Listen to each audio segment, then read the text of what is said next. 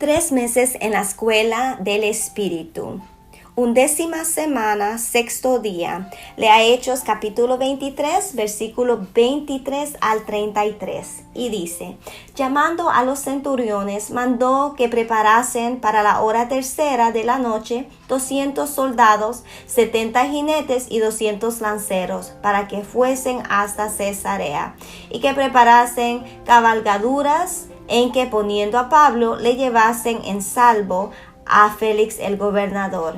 Y escribió una carta en estos términos: Claudio Lisias, al excelentísimo gobernador Félix, salud.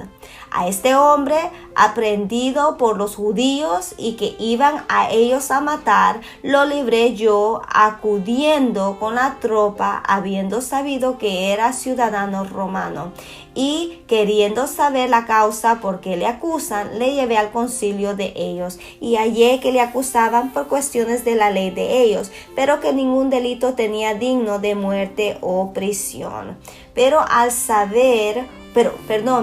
ser avisado de acechanzas que los judíos habían tendido contra este hombre, al punto que he enviado a ti intimando también a los acusadores que traten delante de ti lo que tengan contra él, pásalo bien. Y los soldados, tomando a Pablo como se les ordenó, le llevaron de noche a Antipatris. Y al día siguiente, dejando a los jinetes que fuesen con él, volvieron a la fortaleza. Cuando aquellos llegaron a Cesarea y dieron la carta al gobernador, presentaron también a Pablo delante de él. Veamos. Aquí el episodio del complot llega a sus desenlaces.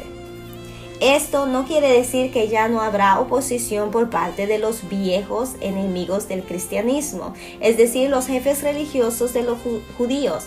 Esa oposición volverá a aparecer bien pronto, pero al menos el complot de los 40 que querían matar a Pablo cuando el tribuno le sacara a la calle queda deshecho. Lisias decide frustrar el complot de los enemigos de Pablo y al mismo tiempo deshacerse de un problema, enviando al prisionero a Cesarea bajo una fuerte escolta. La situación se ha vuelto demasiado complicada y escabrosa, y el tribuno, como tan frecuentemente sucede entre los oficiales de cualquier gobierno, resuelve que ha llegado el momento de colocar la responsabilidad sobre otros hombros. La carta que Lisias escribe era requisito de la ley romana cuando un magistrado inferior transfería un caso a otro superior.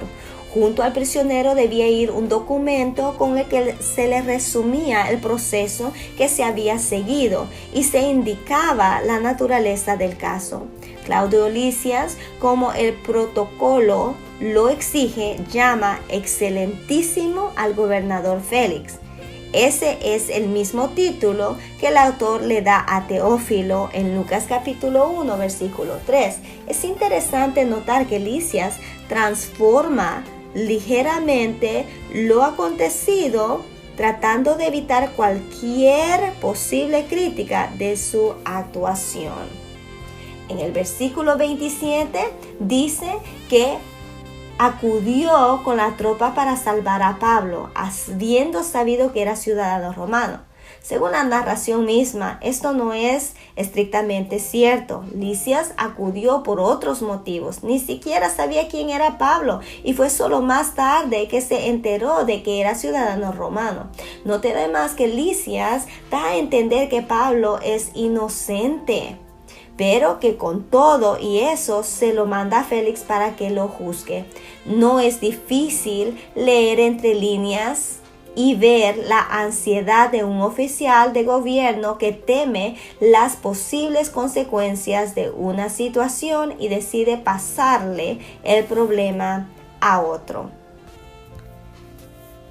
Juzguemos. Note que el hecho de que Lisias salve a Pablo de esa difícil situación no lleva al autor a presentárnosle ingenuamente. Note además que en toda esta historia lo que el autor destaca es la perspicacia política de Pablo. El apóstol no se nos presenta como a menudo nos lo imaginamos, como un predicador fogoso que arremete continuamente contra los enemigos de Dios sin importarle quiénes son, ni cuáles son sus intereses. Al contrario, el autor le pinta aquí como un astuto misionero que sabe utilizar los intereses de cada uno de los elementos en juego y le presenta al mismo tiempo como hombre de gran integridad que no está dispuesto a mentir ni a callar solamente por salvar su vida. Esto es de suma importancia para nuestra iglesia, pues a menudo cometemos el error de pensar que porque alguien nos ayuda ya es cristiano y debemos apoyarle en todo lo que hace. Esto sucede frecuentemente con algún político astuto que se vuelve campeón de una o dos causas que les interesan a los cristianos con el propósito de que estos voten por él. Tristemente, muchas veces esos mismos políticos son corruptos o sus programas son profundamente anticristianos. Actuemos.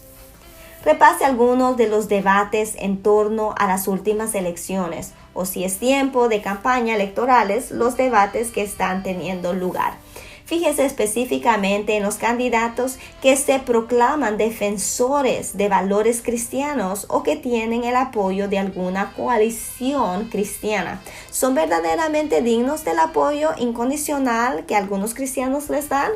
Anote sus conclusiones y compártalas con otras personas en la iglesia. Asegúrese que su voto y el de ellas no se deje llevar por promesas vacías o por lemas sin contenido.